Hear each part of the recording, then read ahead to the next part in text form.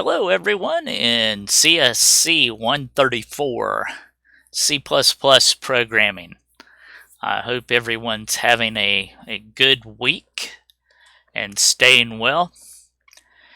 We're into a new module on arrays and vectors, and I want to make sure that you are understanding what was due last week. So we finished up module 5 last week, and as you can see, the homework questions were due on Sunday, April 5th. Project 8 was due Sunday, April 5th. You have an extra week to work on the module 5 code lab and the module 5 exam. Even though we're starting a new module now, you can still turn those items in and complete them by this coming Sunday, April 12th. Hope that's clear. You're getting an extra week on the code lab and an extra week on the module 5 exam. So let's talk about arrays. Now, we also talk about vectors, but we'll save vectors for next week, and we'll talk about arrays this week. So, as you can see on the checklist, it looks like I need to fix that numbering again on the checklist. Arrays are similar to matrices in math. So, you can have an array that contains multiple integers or multiple doubles, pretty much anything that any variable type that you could have in C++, you can create an array for that. So the thing that you have to remember is all of these data types, or excuse me, all of these items in an array have to be the same thing. So you can't mix an array and have some doubles and some ints in the same array. That does not work. We could do that in Python, but C++ does not absolutely allow that. So everything in an array has to be the same data type. So I've got a PowerPoint here for this module, and sometimes it helps to visualize what's going on. Now, I'll caution you that this PowerPoint does not match the textbook. So just to be clear, the PowerPoint associated with the textbook doesn't use any kind of consistent example. They jump back and forth between things, and it's very confusing. So I reworked this to use some consistency throughout. So an array can store multiple values of the same data type, like I told you. And they are stored in adjacent memory locations.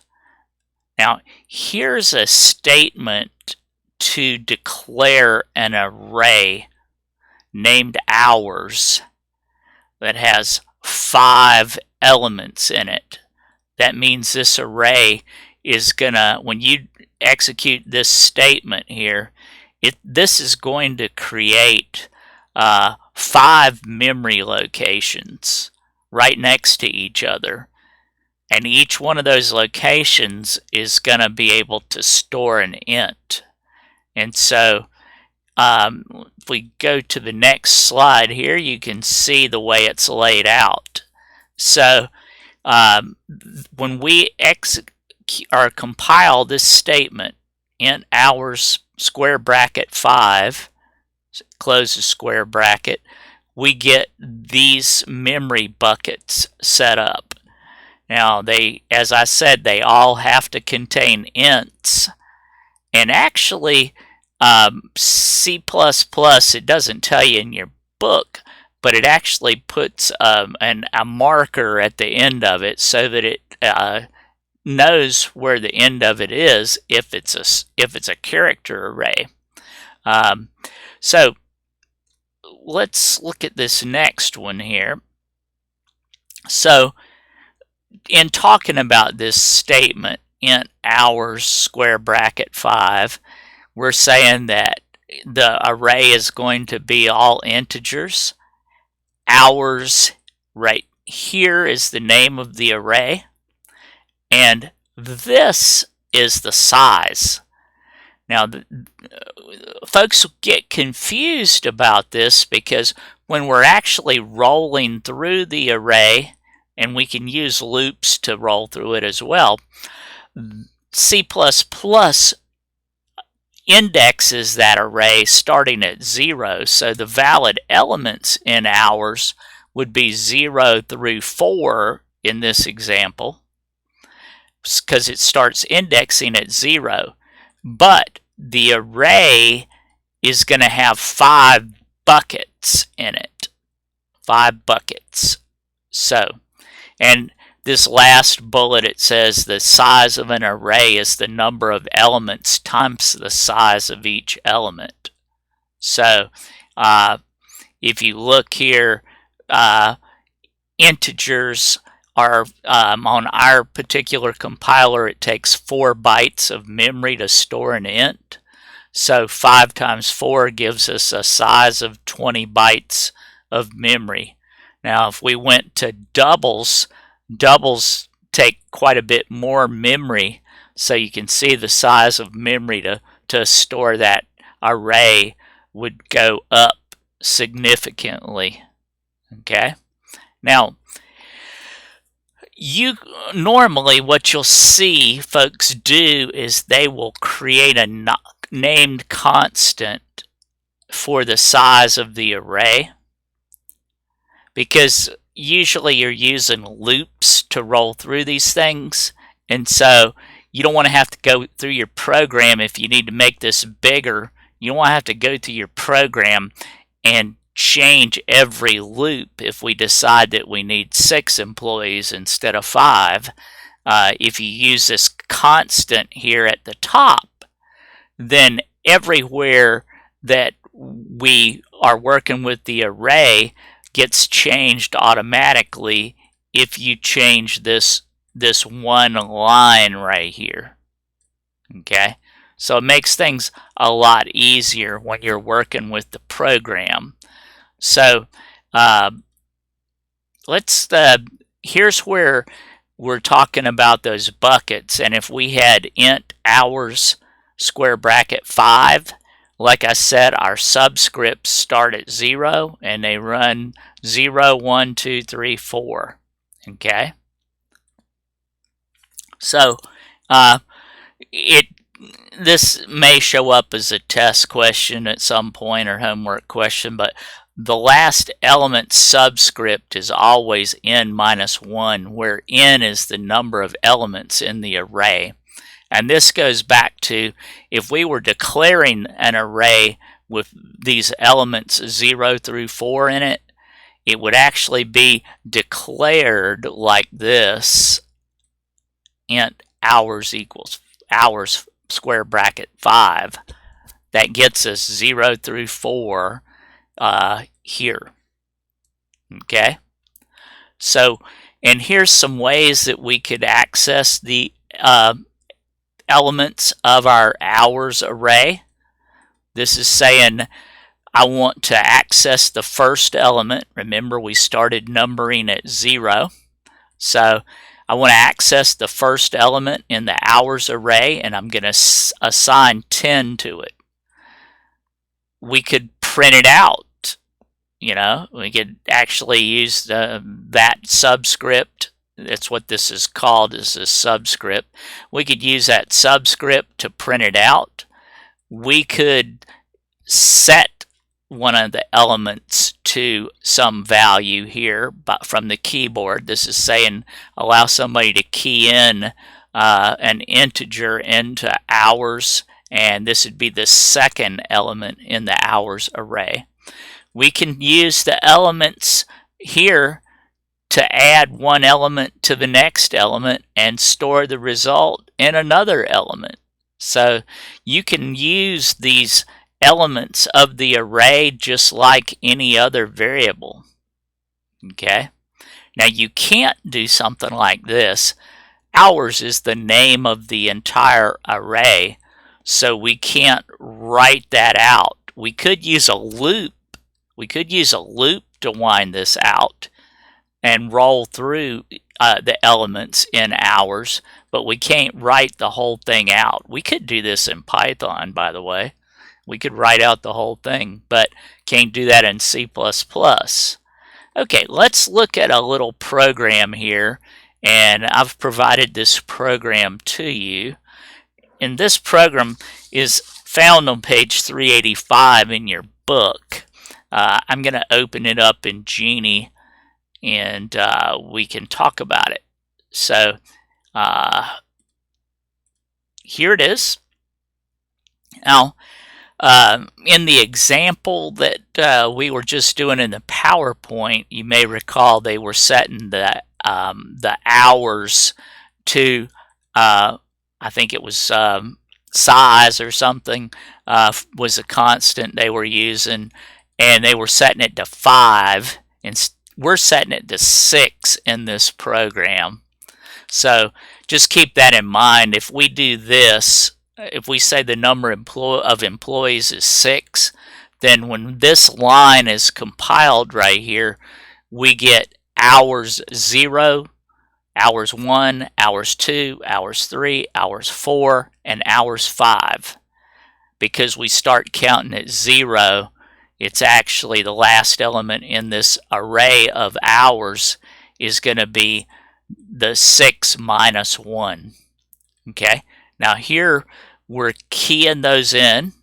We're just keying in 6 sets of hours. So this program in your book doesn't actually do a prompt for each of the hours elements.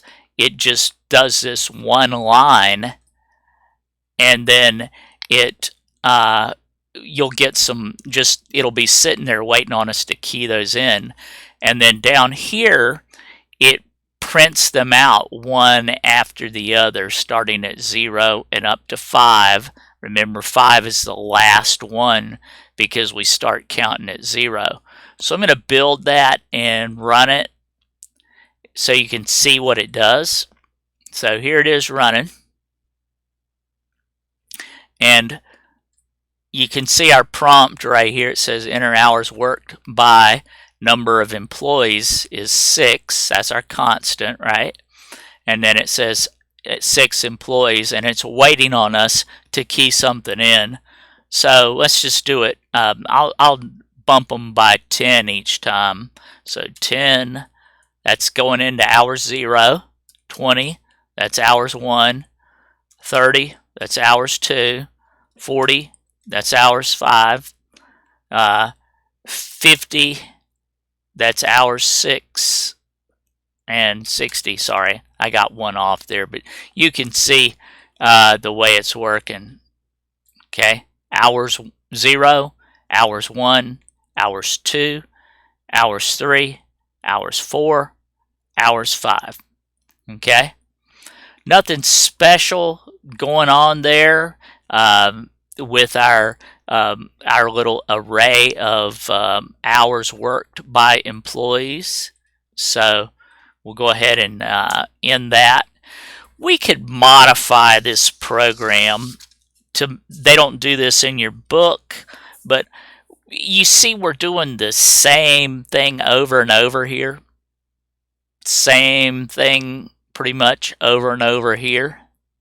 So arrays lend themselves real well to a loop. So we could use, if you remember when we were covering loops a couple weeks ago, we said if you know how many times in advance something needs to happen, then a for loop is a good choice, isn't it? So let's see if we could implement a for loop to roll through these instead of having to do this pretty much the same thing over and over and over. So here we go. For, and this is the format of our for loop, right? Okay. So we could say int I equals 0. Okay. I less than num employees. Why did I say less than there? Because we're never going to go to 6. If we went to 6, we would be beyond the end of the array here, and our program would actually be accessing memory somewhere in the heap that we're not supposed to. We'd be getting into something we're not supposed to, and we could crash the computer, we could corrupt the hard drive, we could do all kinds of bad stuff. So last thing in our for loop is our increment statement. So I'm just going to bump I by 1 each time. So this for loop is going to start at 0. It's going to run up to less than number of employees, which would be up to 5. Is where it would stop. It's going to bump each time. So we need some squiggly brackets here. And I'll keep this CN statement right there. And so I need another squiggly bracket right there. And so right here, if we wanted to have this change starting at 0 and running up to 5, we could do this. Okay? So that's gonna, and that means all this other stuff can go away. That's the power of the loop.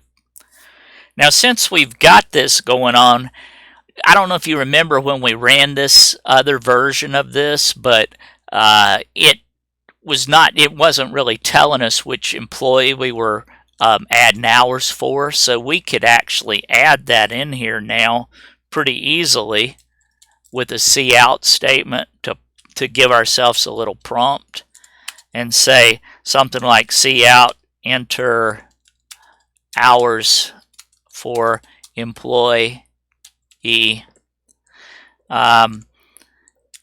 little space, and then write out the employee. But remember, when we're accessing I is starting at 0. Most humans count at 1. So if we want the human that's running this program to know that it's employee 1, 2, 3, 4, 5, or 6, we need to add 1 to I so that we're getting that right number that the human would understand. And then we can go ahead and do a little colon there. And that's that. So this is going to prompt us, and then this is where we'll actually capture it. So I'll go ahead and save this as with loop or something. Okay. And now we can compile and run this. And let's see how this behaves. Okay, you see our little prompt working here. Here's our prompt that says enter hours for employee. The textbook wasn't doing that, so we've one-upped the textbook, haven't we? And we know which employee we're on. So here's 10 for the first one, 20 for the second one, 30 for the third one, 40 and 50 and 60. And so you can see that it worked just like we had hoped here with a loop. So here's using a loop to enter them. This is doing the same thing here, isn't it?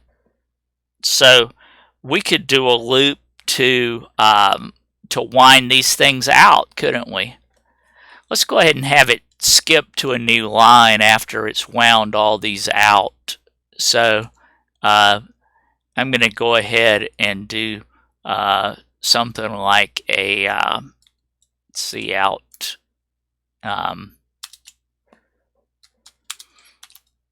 indel, just so we're going to a new line. Okay, so down here we could wind them out without having to do the same thing over and over. Again, we could just steal this for loop up here, couldn't we? That's a perfect for loop to do what we want to do. And then I'll indent this one, and right here when I'm writing it out, I'll use my loop counter right there, which is I. I'll write that out, and then I'll finish my loop right there. And my last statement, I'll want to go ahead and kick it to a new line, so I'll leave that there, and I'll get rid of the rest of this. So now we've got, did that make the program shorter? It sure did.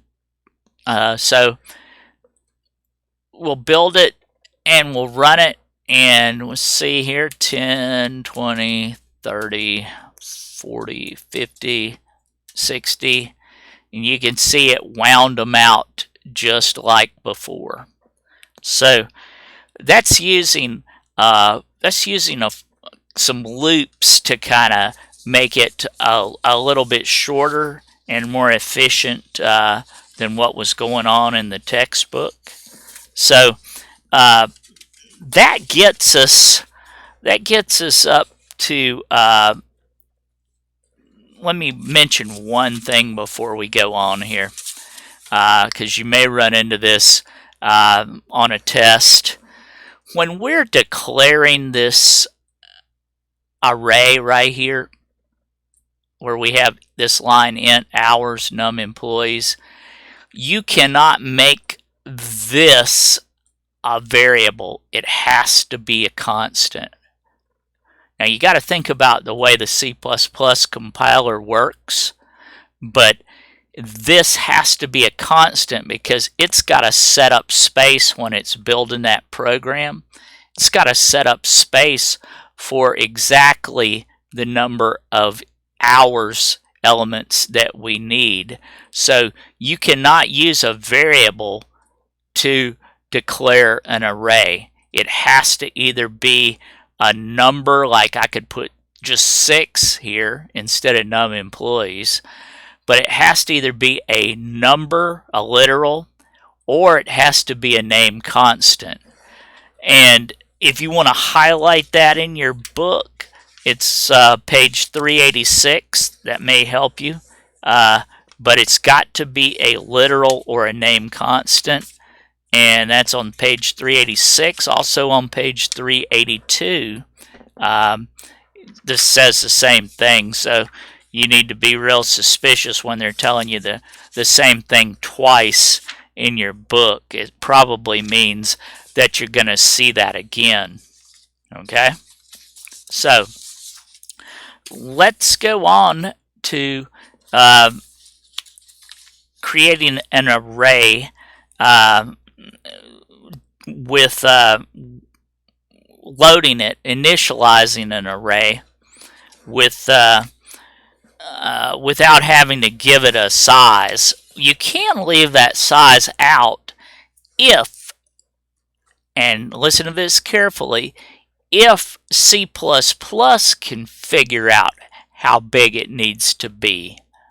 So look at page 389 in your book, and I'll open that program up.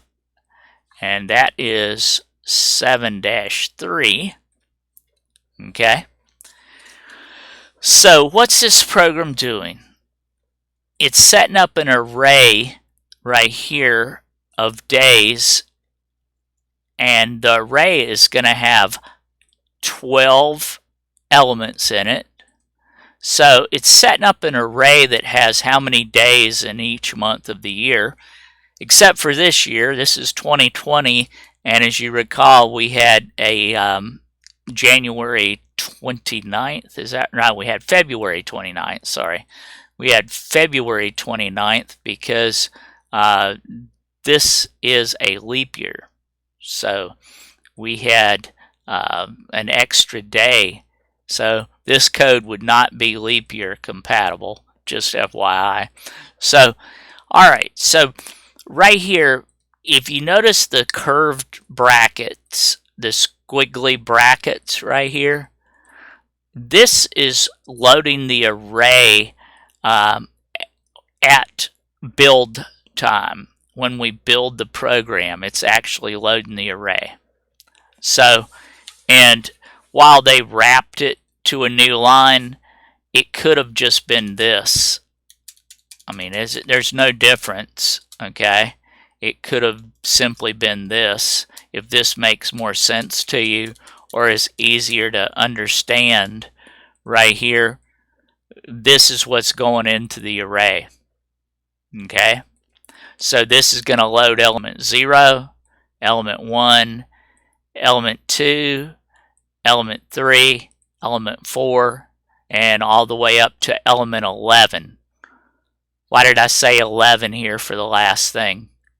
Because the last element in the array is always one less than the size of the array, because we start counting at 0. Okay?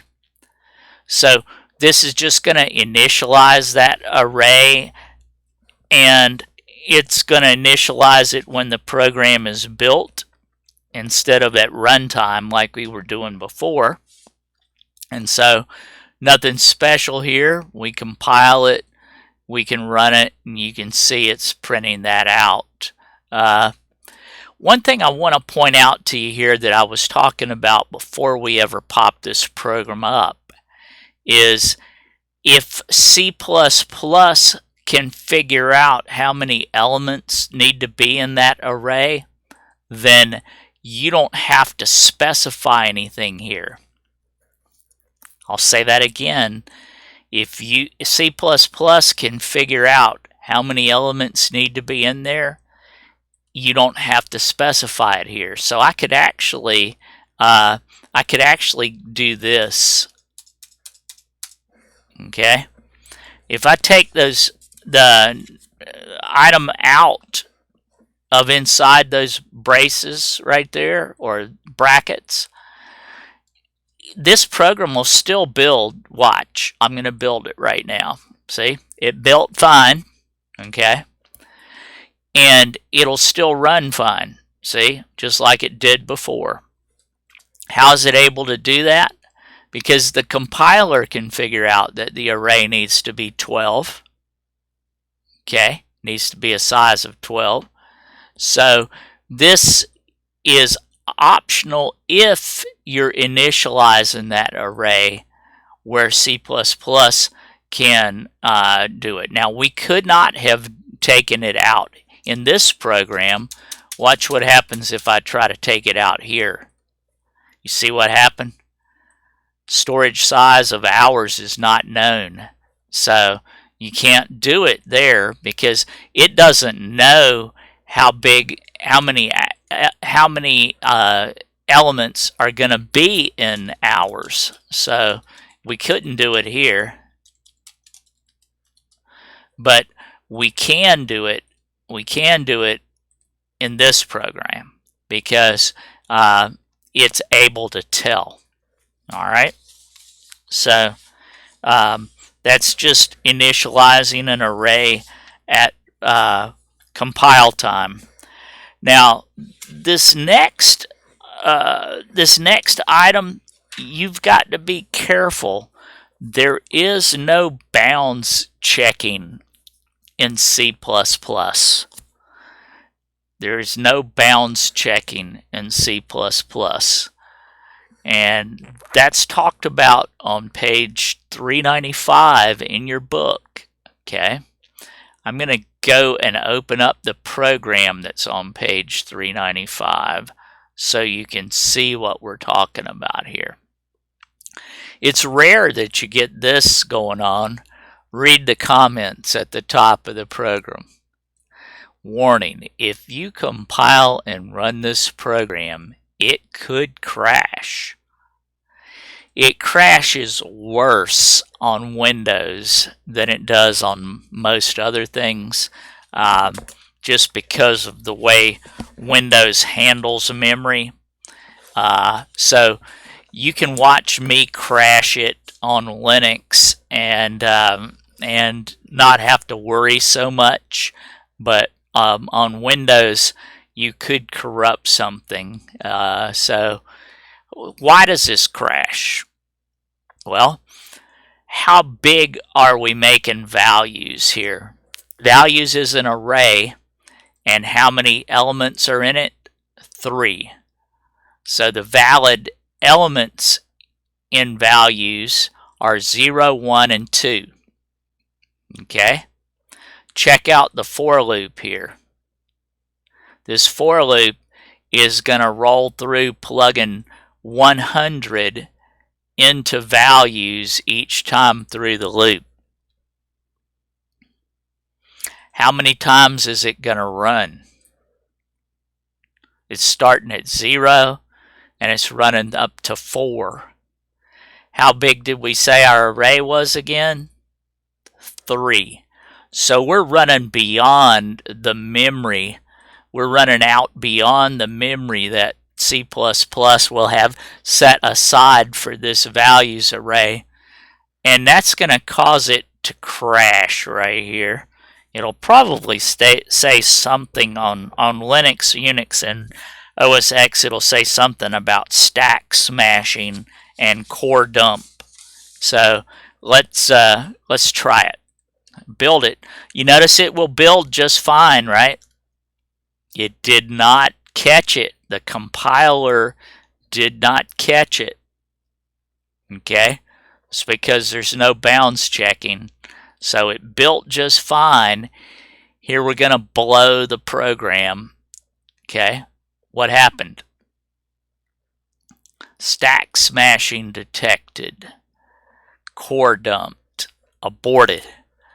So we just crashed because we ran beyond the memory that was set aside for that array. No bounds checking. This how much was I off right here? I was off by 1. I think your book sometimes refers to it as a one-off number or a one-off error. A one-off would be something like this, where we said if I did this size right here, that's a safer way to do this, isn't it?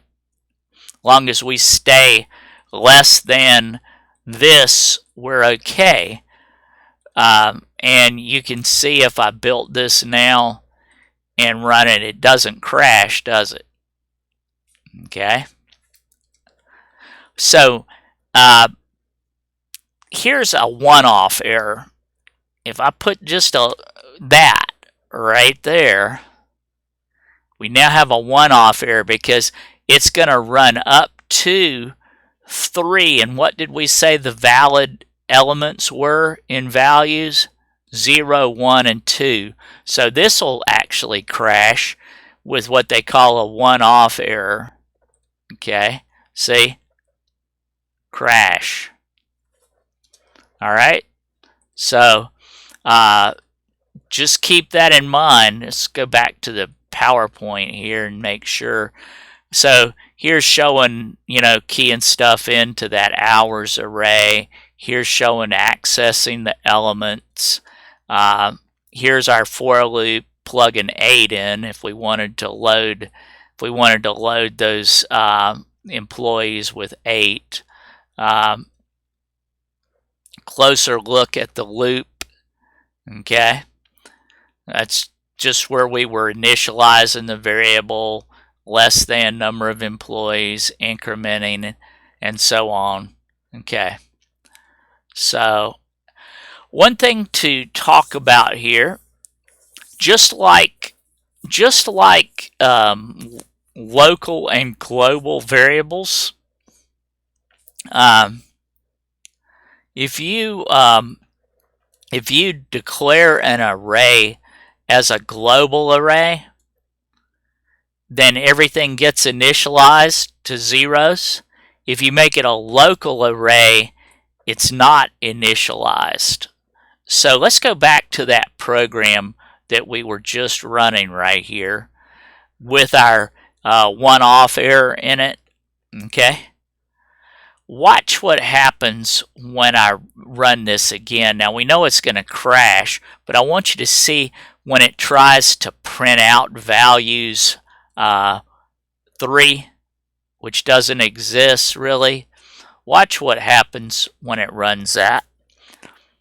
This number right here is because it was not initialized. It was not initialized. That variable had something in it, no guarantee of what. Okay? So, global arrays would be initialized, local, no. So, how could we make one global again? If we move this, outside, then let's try it. If we put it outside of the main function, then now it's a global array. And although we'll still get an error because we're rolling beyond the size of it, we'll build it. See, it still builds, but look what we got now. 0, because it was initialized at 0. Okay. So that's because we made it global instead of local. Okay. Gonna put that back where it was. Just showing you the difference between global and local. Tabs are a little bit different here. Okay. All right, so back to our list here. Okay. So here's where we initialized. This is initializing the array, and remember I told you that you could leave size out right here. If C++ can figure out how big this needs to be, you don't have to put size there. Okay. There's that program that we just used a moment ago. And if we did this, if we declared an array of numbers and we said that it had a length of 7 and we only initialized the first 4, you can see that it could have some uninitialized elements in it. Now they're showing zeros here, but remember that the remaining elements, it says, will be set to 0. We could try that out. Let's go back to that program right here where, let's see, this program. And let's leave out, we'll put months back in here so that we've got 12 in there. And let's leave out the number of days in December. So now we're only initializing 11.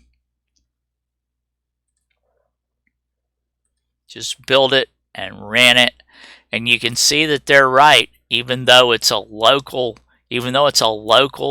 variable, if you initialize it with these squiggly brackets at compile time, C++ compiler will go ahead and initialize that last one to a 0. Okay. This is what we were talking about earlier, where if you leave the size out, it'll go ahead and make the array exactly the same size as the number of elements here that you supplied. Okay? We've already talked about bounds checking here. I demonstrated it to you. Compiler will let you go beyond the bounds of the array. Okay? So that's the bounds checking. I want to talk about the range-based for loop. But so this is just a summary about the bounds checking. Be careful not to use invalid subscripts, because you could be getting into memory that you're not supposed to. There's nothing in C++ that's going to keep you from getting into the memory of the operating system or anything else. So you could, as I told you earlier, corrupt other memory, crash the program, lock the computer up. You could corrupt your hard drive, so be careful. This is that one-off error that I showed you earlier, because right here they're doing an equal instead of a less than. Okay, they're doing a less than or equal to, which means it's going to get up to this. And we said the actual number, if they said size equals 100, the valid subscripts for this numbers array would be 0 to 99. If we do this, we're going up to 100, so we will be out of bounds. So this is a range. This is where we'll talk about the range-based for loops. So up until now, you've seen that we had usually 3 things in a for loop, although back when we were working with for loops, I showed you could leave things out, but if you left them out, you had to put the semicolons in there. Now we're going to see that you can use a special kind of for loop here that lets you easily roll through the elements in the array. And there's a good program to look at this on page 399 in your book. So I'm going to open that program up so you can see it. Let's go to Genie. And that program is program 7-12.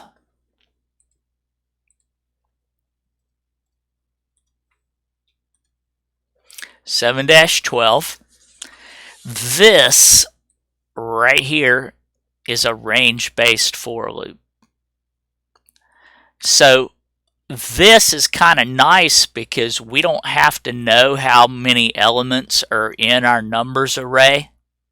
We don't have to worry about it at all. This is going to roll through every element in numbers.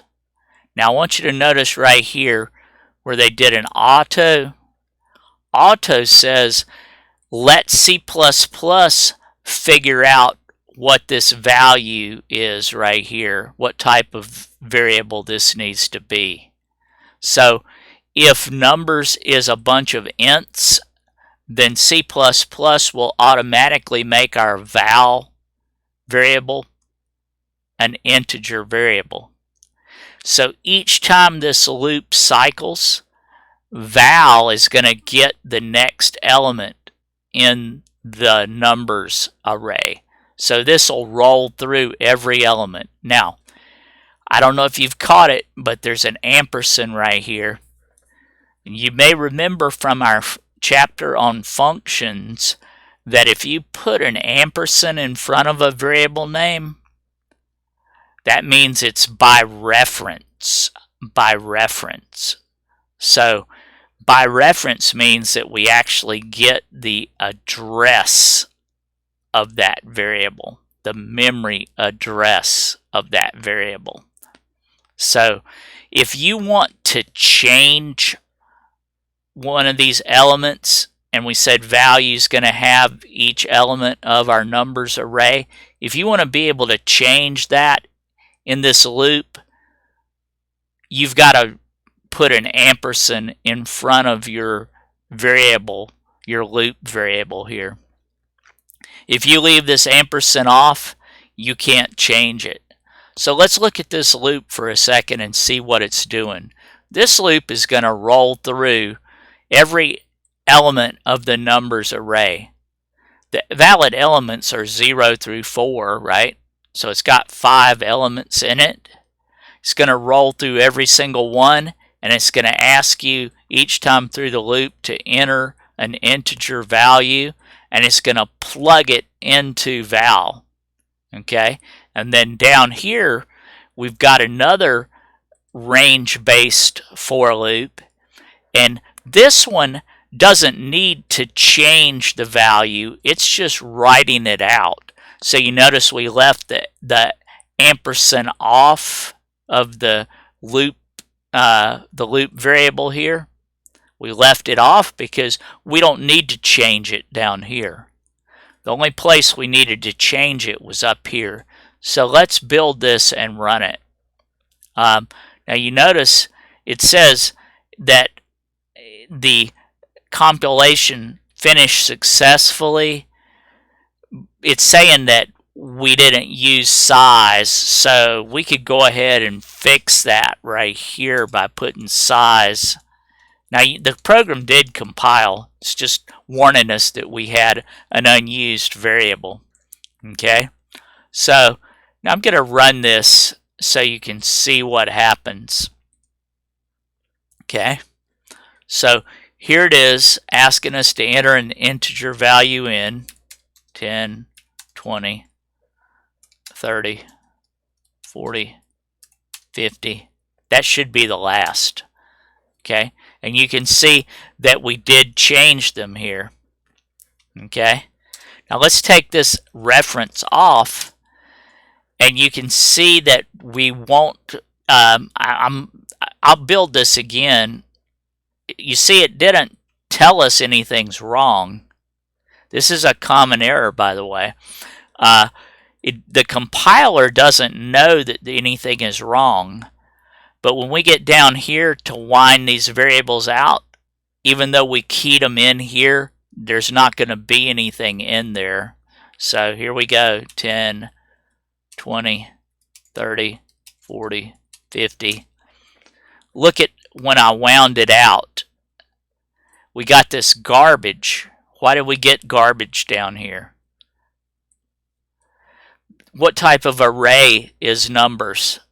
Numbers is a local array, so it doesn't get initialized to anything. Remember, if we had declared numbers out here, it would be a global array.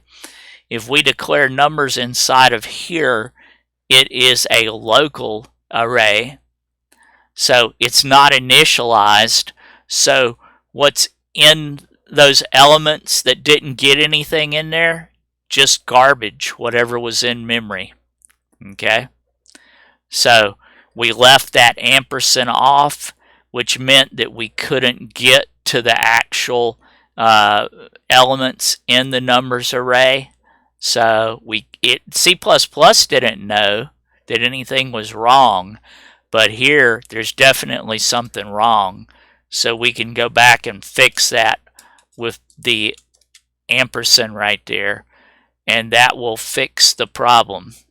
Okay, so that's a range-based for loop, and you can see the bullets here.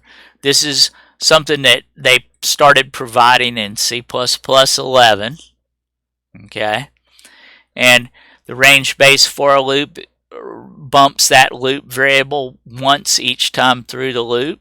Okay, and it automatically knows how many elements are in the array. You do not have to use a counter variable, and you don't have to worry about getting out of bounds either. So here, notice they're using data type. If you're going to do this, this data type right here has to match the data type of the array. Okay, so there's a program.